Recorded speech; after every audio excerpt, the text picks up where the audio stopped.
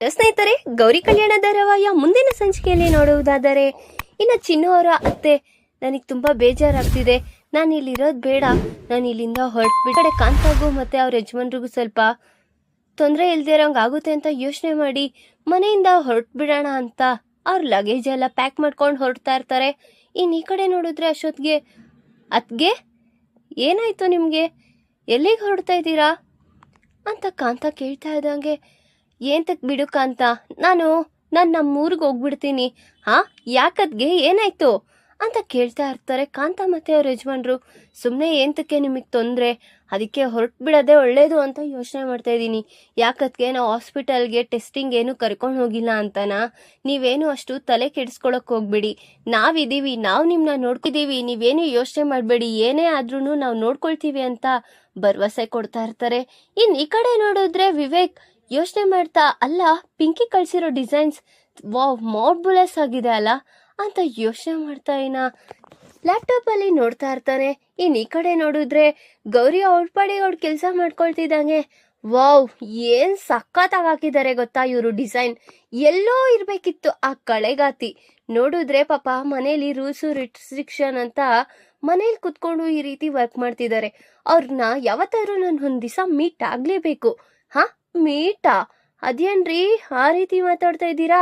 ಹೇ, meet ಅಂದ್ರೆ meet ಆಗ್ಬಿಟ್ಟು ಅವ್ರಿಗೆ ಒಂದು ಅಪ್ರಿಶಿಯೇಟ್ ಮಾಡ್ಬೇಕು, ಅದು ನನಗೆ ತುಂಬಾ ಆಸೆ ಆಗ್ತಿದೆ.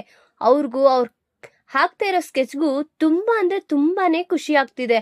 ಅಲ್ಲ ಅವ್ರೆಲ್ಲೋ ಇರ್ಬೇಕಾಗಿತ್ತು, ನನಗೇನಾದ್ರೂ ಅಲ್ಲ ಅವ್ರನ್ನ ಮೀಟ್ ಮಾಡ್ಬಿಟ್ಟು ಅವ್ರಿಗೊಂದು ನಾನು ಕೆಲ್ಸದಲ್ಲಿ ಇಟ್ಟಿಸ್ಕೊಡ್ಬೇಕು ಅಂತ ಯೋಚನೆ ಮಾಡ್ತಾ ಇದ್ದೀನಿ. ಎಲ್ಲೋ ಇರ್ಬೇಕಿತ್ತು ಆ ಕಲಾವಿದೆ ಅಂತ ಹೊಗಳ್ತಾ ಇದ್ದೀನಿ ನೋಡಿ. ಏನ್ರಿ ತುಂಬಾ ಹೊಗಳ್ತಾ ಇದ್ದೀರಾ? ಛೇ, ನಿನ್ಗೆ ಯಾವಾಗೂ ಅದೇ ಉದ್ದೇಶನೇ ಇರುತ್ತಲ್ಲ, ಬೇರೆ ಏನು ಅರ್ಥನೇ ಮಾಡ್ಕೊಳಲ್ಲ. ಅಯ್ಯೋ ರೀ, ಈಗ ನಾನು ಏನಂದೆ ಕೇಳ್ತಾ ಇದ್ದೀನಿ. ಎಲ್ಲಿ ತೋರಿಸಿ, ಅವ್ರು ಎಷ್ಟು ಚೆನ್ನಾಗಿ ಹಾಕಿದ್ದಾರೆ ಡಿಸೈನ್ ನೋಡೋಣ ಅಂತ ತೆಗ್ದಿ ತೋರಿಸ್ತಾ ಇರ್ತಾನೆ. ಇನ್ ಈ ಕಡೆ ನೋಡಿದ್ರೆ ಗೌರಿ, ನಾನು ಹಾಕಿರೋ ಡಿಸೈನ್ಸ್ ನಾನೇ ನೋಡ್ಕೊಳ್ಳೋ ಸ್ಥಿತಿ ಬಂದಿದ್ಯಲ್ಲಪ್ಪ ಅಂತ ಯೋಚನೆ ಮಾಡ್ತಾ, ಆಯ್ತು ಬಿಡಿ, ಅವ್ರಿಗೆ ಒಂದು ಕ್ರೆಡಿಟ್ ಕೊಡೋಣ ಅಂತ ಹೇಳಿ ಅವಳ ದಿನಚರಿ ಕೆಲಸನ ಮಾಡ್ಕೋತಾ ಇರ್ತಾಳೆ. ಎಷ್ಟೇ ಆದ್ರೂ ನಿನ್ಗೆ ಹೊಟ್ಟೆ ಉರಿಯಲ್ಲ, ಯಾರಾದ್ರೂ ಏನಾದ್ರೂ ಒಂದು ಕೆಲಸ ಮಾಡಿದ್ರೆ ನೀನೇನು ಆ ರಂಗೋಲಿನೇ ನೆಟ್ಟಿಗೆ ಹಾಕಲ್ಲ, ಆ ಸಾಂಬಾರು ಆ ಅಡ್ಗೆ ಮಾಡ್ಕೊಂಡಿರೋದೇ ನಿನ್ ಕೆಲ್ಸ, ನಿನಗೆಲ್ ಬರ್ಬೇಕಿಂತ ಕಲೆ ಎಲ್ಲ ಅಂತ ಬೈತಾ ಇರ್ತಾನೆ. ಇನ್ ಈ ಕಡೆ ನೋಡಿದ್ರೆ, ಹೌದಾ ಸರಿ ಬಿಡ್ರಿ, ಆಯ್ತು ಅಂತ ಅವಳು ಸಹ ಅವಳು ಹಾಗೆ ಮೌನವಾಗಿ ಕೂತಿರ್ತಾಳೆ. ಇನ್ ಈ ಕಡೆ ನೋಡಿದ್ರೆ ಕಾಂತಲಕ್ಷ್ಮಿ ಅವರೆಲ್ಲ ಊಟನೆಲ್ಲ ತಂದು ಇಡ್ತಾ ಇರ್ತಾರೆ.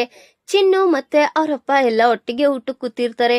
ಇನ್ ಈ ಕಡೆ ನೋಡಿದ್ರೆ ಅವ್ರ ಅತ್ತಿಗೆ ಸಪ್ರೇಟ್ ಆಗಿ ಒಂದು ತಟ್ಟೆ ಲೋಟ ಇಟ್ಕೊಂಡಿದ್ ನೋಡಿ. ಯಾಕತ್ಗೆ ಏನಾಯ್ತು, ನೀವ್ ಯಾಕಿವತ್ತು ವಿಚಿತ್ರವಾಗಿ ಆಡ್ತಾ ಇದ್ದೀರಾ? ನೀವೇನೋ ಸಪ್ರೇಟ್ ಆಗಿ ತಟ್ಟೆ ಲೋಟ ಎಲ್ಲ ಇಟ್ಕೊಂಡಿದ್ದೀರಾ, ಏಕೆ ನಮ್ ಜೊತೆನೆ ತಿನ್ನಿ ಅಂತ ಹೇಳ್ತಾ ಇರ್ತಾರೆ. ಅಯ್ಯೋ ಬೇಡ ಬಿಡುಕ ಅಂತ, ಬೆಳಗ್ಗೆ ನಾನು ಇದ್ರಲ್ಲೇ ತಿಂದಿದ್ದೀನಿ, ಈಗೂ ಇದ್ರಲ್ಲೇ ಬಡ್ಸು, ಅಷ್ಟಕ್ಕೂ ಇವಾಗ ನನ್ಗೆ ಟಿವಿ ಕಾಯಿಲೆ ಇದೆ, ಇವೆಲ್ಲ ಸರಿ ಹೋಗಲ್ಲ ಅಂತ ಹೇಳ್ತಿದಂಗೆ, ಅತ್ತೆ ನೀನ್ ಈ ರೀತಿ ಮಾಡ್ಬೇಡ ಅತ್ತೆ, ಅಲ್ಲ ನಿನ್ಗೇನು ಕಾಯಿಲೆನೂ ಬಂದಿಲ್ಲ ರೋಗನೂ ಬಂದಿಲ್ಲ, ನೀನ್ ಚೆನ್ನಾಗೇ ಇದ್ಯಾ, ನಮಗಷ್ಟೇ ಸಾಕು ಅಂತ ಚಿನ್ನು. ಧಾರಾವಾಹಿಯ ಪ್ರತಿಯೊಂದು ಸಂಚಿಕೆ ತಪ್ಪದೆ ನೋಡಬೇಕಾದರೆ ನಮ್ಮ ಜ್ಯೋತಿರ್ಭಾವ ಚಾನಲ್ನ ಇಲ್ಲಿ ಸಬ್ಸ್ಕ್ರೈಬ್ ಮಾಡ್ಕೊಳ್ಳಿ. ಹಾಗೆ ಪಕ್ಕದಲ್ಲಿರುವ ಬೆಲ್ ಬಟನ್ ಅನ್ನು ಪ್ರೆಸ್ ಮಾಡಿ ಅದರಲ್ಲಿ ಆಲ್ ಆಪ್ಷನ್ ಸೆಲೆಕ್ಟ್ ಮಾಡ್ಕೊಳ್ಳಿ.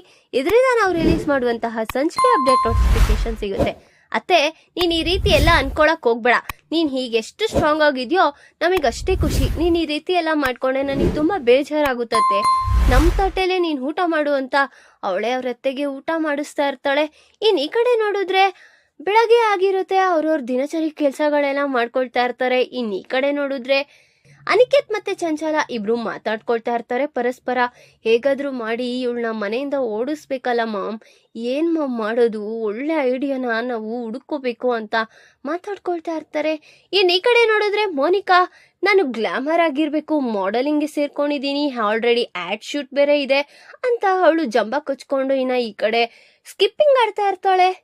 ಗೌರಿ ಅಡ್ಗೆ ಮನೆಯಿಂದ ಆ ಕಡೆ ಈ ಕಡೆ ನೋಡ್ತಾ, ಏನು ನಮ್ಮಕ್ಕ ಈ ರೀತಿ ಹುಚ್ಚ ಕೆಲಸ ಮಾಡ್ತಾ ಇದ್ದಾಳಲ್ಲ, ಅಲ್ಲ ಮನೆಯವ್ರು ಯಾರಾದ್ರೂ ನೋಡೋಕ್ಕಿಂತ ಮುಂಚೆ ನಾನೇ ಹೋಗಿ ತಡಿಬೇಕು ಅಂತ ಸರಾಸರಿ ಅಂತ ಸೀದಾ ಗೌರಿ ಹೋಗ್ತಾ ಇರ್ತಾಳೆ.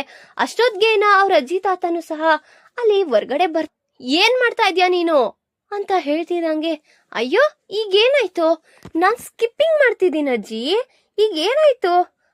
ಅಕ್ಕ ನಿನಗ್ ಸ್ವಲ್ಪನೂ ಬುದ್ಧಿ ಅನ್ನೋದಿಲ್ವಾ? ನೀನ್ ಈ ರೀತಿ ಇವಾಗ ಸ್ಕಿಪ್ಪಿಂಗ್ ಮಾಡೋ ಟೈಮಾ? ಈಗ ಮಗುಗೇನಾದ್ರೂ ಹೆಚ್ಚು ಕಮ್ಮಿ ಆದ್ರೆ ಅಂತ ಗೌರಿ ತಡ್ಬಡಿಸ್ತಾ ಹೇಳ್ತಾ ಇರ್ತಾಳೆ. ಏನ್ ಈ ಕಡೆ ನೋಡಿದ್ರೆ ಅಯ್ಯೋ ನಾನೇನ್ ಇಂತ ಕೆಲಸ ಮಾಡ್ಬಿಟ್ಟೆ ಅಂತ ಅವಳೇನು ಮೌನವಾಗಿ ನಿಂತಿರ್ತಾಳೆ ಮೋನಿಕಾ. ಇನ್ನ ಮನೆ ಮಂದಿಯವರೆಲ್ಲರೂ ಬಂದಿ ಏನ್ ಹುಚ್ಚ ಕೆಲ್ಸ ಮಾಡ್ತಾ ಇದ್ಯಾ ಮೋನಿಕಾ? ನಿನ್ಗೆ ಯಾವಾಗ ಏನ್ ಕೆಲ್ಸ ಮಾಡ್ಬೇಕು ಅನ್ನೋದು ಗೊತ್ತಾಗಲ್ವಾ? ಅಷ್ಟಕ್ಕೂ ನಿನ್ಗೆ ಏನು ಯಾರು ಹೇಳ್ಕೊಡ್ತಾ ಇಲ್ವಾ ನೀವು? ಏನು ಮನೇಲಿ ಇಷ್ಟ ಜನ ಹೆಂಗಸ್ರಿದ್ದೀರಾ, ಅವಳಿಗೆ ಏನ್ ಬೇಕು ಏನ್ ಬೇಡ ಅಂತ ನೋಡ್ಕೊಳ್ಳೋ ಅವಶ್ಯಕತೆ ಇಲ್ವಾ ಅಂತ ಅವರ ತಾತನು ಸಹ ಬೈತಾ ಇರ್ತಾರೆ.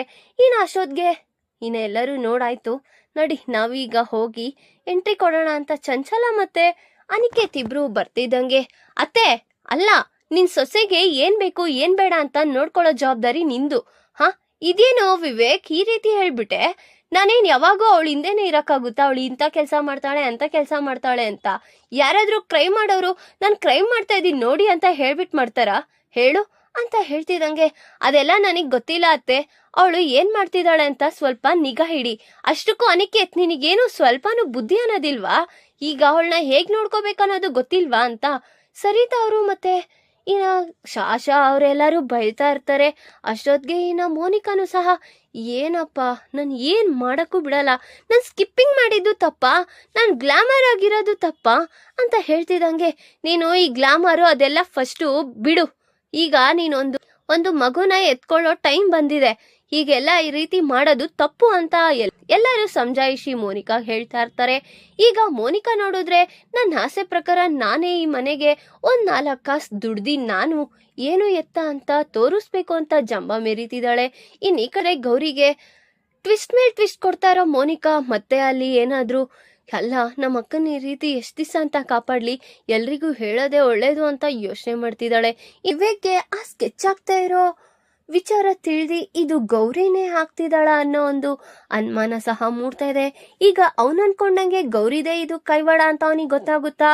ಇನ್ನ ಗೌರಿ ಆ ವಿಚಾರದಿಂದ ಬಚಾವಾಗ್ತಾಳ? ಇನ್ನ ಮತ್ತೆ ಮನೇಲಿ ಏನಾದ್ರೂ ಗಂಡಂತರ ಹುಷ್ಟುಸ್ತಾನ ಅನ್ನಂದ್ರ ಮುಂದಿನ ಭಾಗದಲ್ಲಿ ತಿಳಿಸ್ಕೊಡ್ತೀನಿ.